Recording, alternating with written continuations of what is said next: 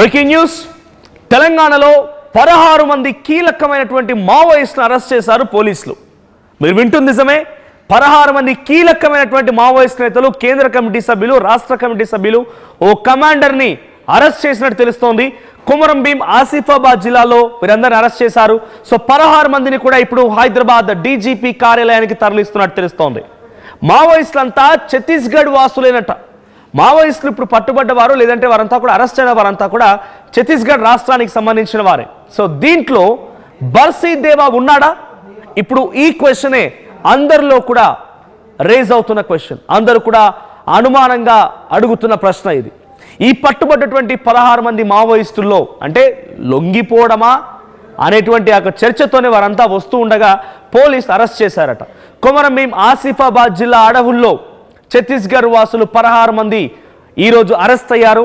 16 మందిలో బర్సీ దేవా ఉన్నాడా అనేటువంటి చర్చ మొదలైంది. సిర్పూర్ యు మండలం బెద్దదోబలో మావోయిస్టుల కదలికలు ఉన్నాయనేటువంటి సమాచారంతో పోలీసులు కూంబింగ్ నిర్వహించారు. అయితే ఈ కూంబింగ్లో పోలీసులు 16 మంది మావోయిస్ట్ అదుపులోకి తీసుకున్నారు. దీంట్లో ఒక కేంద్ర కమిటీ సభ్యుడు, 2 రాష్ట్ర కమిటీ సభ్యులు, మరికొంతమంది డివిజన్ కమిటీలు, ఆ తర్వాత ఒక ఏరియా కమాండర్ కూడా ఉన్నాడట. ఆయుధాలతో సహా జనజీవన స్రవంతిలో కలవడానికి వీరంతా వచ్చారనే ప్రచారం జరుగుతోంది. హైదరాబాద్కి వీరందరినీ తరలిస్తూ ఉన్నారు.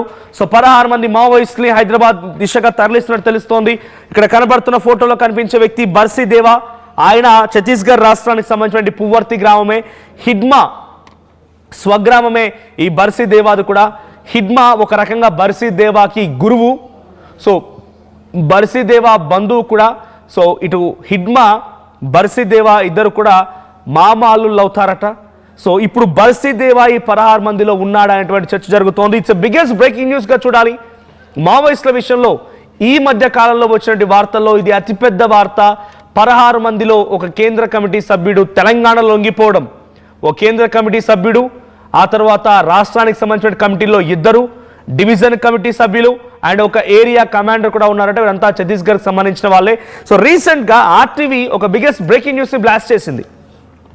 చాలామంది బర్సీ దేవా, దేవ్జీ, బడే చొక్కరావు వీళ్ళంతా కూడా వివిధ ప్రాంతాల్లో సెగ్రిగేట్ అయి ఉన్నారనేటువంటి వార్తని చాలామంది అనుకున్నారు. కానీ ఛత్తీస్గఢ్ పోలీసులతో కమ్యూనికేట్ అయిన తర్వాత ఛత్తీస్గఢ్ రాష్ట్రానికి సంబంధించిన కొంతమంది పోలీసులు ఇచ్చినటువంటి ఇన్ఫర్మేషన్ ప్రకారంగా, ఇంటెలిజెన్స్ నిఘా వర్గాలు ఇచ్చిన ఇన్ఫర్మేషన్ ప్రకారంగా ఆ ఛత్తీస్గఢ్ బీజేపీ పాలిత ప్రాంతమే, ఆంధ్రప్రదేశ్ ఎన్డీఏ కూటమిలో భాగస్వామ్యంగా ఉన్నటువంటి ప్రాంతం, మహారాష్ట్ర కూడా ఆ ప్రాంతంలో భాగమే, ఇక బీహార్ కూడా బీజేపీ పాలిత ప్రాంతాల్లో ప్రాంతాలే. దీంతో అక్కడ ఉండడం సేఫ్ కాదని భావించిన మావోయిస్టులు కీలక నేతలు 3 కూడా తెలంగాణలోని ములుగు అడవుల్లో, అటు ఆదిలాబాద్ అడవుల్లో పర్యటిస్తున్నారనేటువంటి ఒక బిగ్గెస్ట్ వార్తని కూడా ఆర్టీవీ బ్లాస్ట్ చేసింది. ఇప్పుడు 16 మంది లొంగిపోయిన వారిలో వీరున్నారా? తెలంగాణ రాష్ట్రాన్ని సేఫ్గా భావించి తెలంగాణ రాష్ట్ర ప్రభుత్వం ఎదుట లొంగిపోవడానికి వారంతా ఆయుధాలతో సహా వచ్చి ఆ గ్రామంలో ఉన్నారా? వారంతట వారే పోలీసులకు సమాచారం అందించి అరెస్ట్ అయ్యారా అనేటువంటి చర్చ మొదలైంది. సో ప్రజెంట్ అరెస్ట్కి సంబంధించి మరిన్ని అప్డేట్స్ మా ప్రతినిధి రవినాయక్ సిద్ధంగా ఉన్నారు. రవినాయక్, సో 16 మంది ఛత్తీస్గఢ్కి సంబంధించిన మావోయిస్టులు కొమరం భీం ఆసిఫాబాద్ జిల్లా సిర్పూర్ యు మండలం బొద్దదోపపల్లిలో వీరంతా అరెస్ట్ అయ్యారు. సో అక్కడ ఉన్నట్టుగా పోలీసులకు ఎలా ఇన్ఫర్మేషన్ వచ్చింది? ఇది అరెస్ట్గా చూడాలా, లొంగుబాటుగా చూడాలా? మనోజ్, ఇది పక్కగా లొంగుబాటుగా చూడాలి. ఒక రాజకీయ నాయకుని ఆధ్వర్యంలో ఇదంతా పక్కా ప్రణాళికబద్ధంగా ప్లాన్ గా కొనసాగినట్టు మనకు విశ్వసనీయమైన సమాచారం ఉంది. దోబా సిర్పూర్ యు మండలం కొమరం భీం ఆసిఫాబాద్ జిల్లాలో 16 మంది మావోయిస్టు పార్టీకి చెందిన ముఖ్యమైన నాయకులను అదుపులో తీసుకున్నారు. అయితే ప్రధానంగా ఏఎస్పీ ఆధ్వర్యంలో ఈ టీం అంతా కొనసాగినట్టు తెలిసింది. ఇదంతా కూడా హైదరాబాద్ నుండి ఆపరేషన్ కొనసాగింది. హైదరాబాద్ ఒక ముఖ్యమైన నిఘా వర్గానికి సంబంధించిన సమాచారం మేరకు నేరుగా అక్కడికి వెళ్ళి వారిని దోబా అటవీ ప్రాంతంలో 16 మందిని అదుపులో తీసుకున్నారు. 16 మందిని అదుపులో భాగంగా ఒక కేంద్ర కమిటీ సభ్యులతో పాటు 2 రాష్ట్ర కమిటీ సభ్యులు ఉన్నట్టు తెలిసింది. దీంట్లో ఛత్తీస్గఢ్ దండకారణ్యం సంబంధించిన కొంత ముఖ్యమైన నాయకులు కూడా ఉన్నట్టు ప్రచారం జరుగుతుంది. ఒక AK-47తో పాటు SLR కావచ్చు, ఇన్సాస్ వెపన్స్ ఉన్నట్టు ప్రధానంగా చెబుతున్న పరిస్థితి. అత్యాధునికమైన ఆయుధాలు ఉన్నట్టు ప్రధానంగా ప్రచారం జరుగుతుంది. వీరిని నేరుగా జిల్లా ఎస్పీ దీపికా పాట్ ఆధ్వర్యంలో హైదరాబాద్ కు తరలించినట్టు తెలిసింది. ఏఎస్పీ చిత్తరంజన్ ఈ రవినాయక్, టీంను లీడ్ చేస్తున్నట్టు. తెలంగాణలో లొంగిపోవడం గల కారణం ఏంటి? నిజంగా వాళ్ళు లొంగిపోవడానికి వచ్చారనుకుంటే పోలీస్ అరెస్ట్ చేశారన్న వార్తలు వస్తున్నాయి. సరే, ఏదేమైనా వాళ్ళైతే పోలీస్ అదుపులో ఉన్నారు.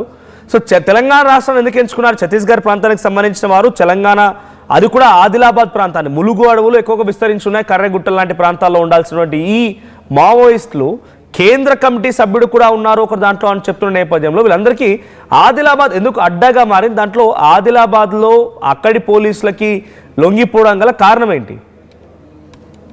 ఎస్ మనోజ్, ఈ ప్రాంతం అంతా కూడా మావోయిస్టు పార్టీ సేఫ్ జోన్ గా భావిస్తుంది. అంటే దండకారణ్యంలో ఎంత అయితే సోర్స్ ఉంటుందో, కొమరంభీం ఆసిఫాబాద్ జిల్లాలో మంగి కావచ్చు, గోపెర, గోవెన లాంటి ప్రాంతాల్లో ప్రధాన స్థావరాలు మావోయిస్టు పార్టీకి గతంలో ఉన్నాయి. ఇప్పటికి కూడా మావోయిస్టు పార్టీకి సంబంధించిన ఆనవాలు ఆ ప్రాంతంలో స్పష్టంగా కనబడతాయి.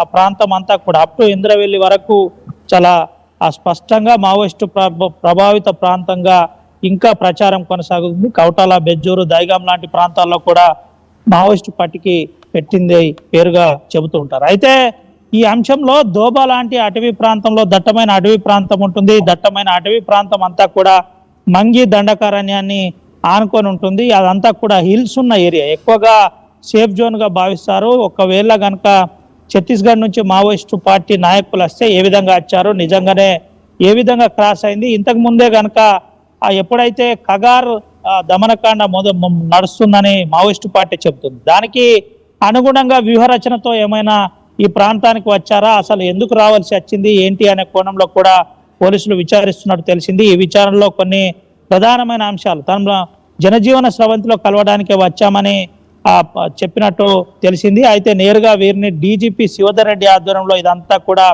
కొనసాగింది. వీరిని హైదరాబాద్కు ప్రత్యేక వాహనం ద్వారా తరలించారు. ఎస్కాట్ మధ్య హైదరాబాద్కు తరలించారు. రేపు మీడియా సమావేశం ఉండబోతుందని స్పష్టమైన సమాచారం మనకుంది. అయితే ఈ అంశంలో కొంత ఎవరున్నారు ఏంటి అనే కోణంలో ఇంకా కొంత సందిగ్ధత ఉంది. ఇందులో తెలంగాణ రాష్ట్రానికి సంబంధించిన నాయకులు ఎవరైనా ఉన్నారా, ఉంటే వారి పేరు ఏదై ఉంటుంది, ఎవరున్నారు?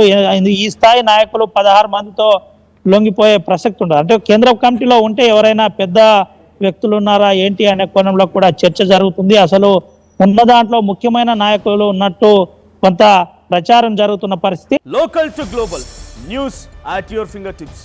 మీ చేతిలో ఒక ఆయుధం. Download Raw TV app. Media legend Ravi Prakash is back.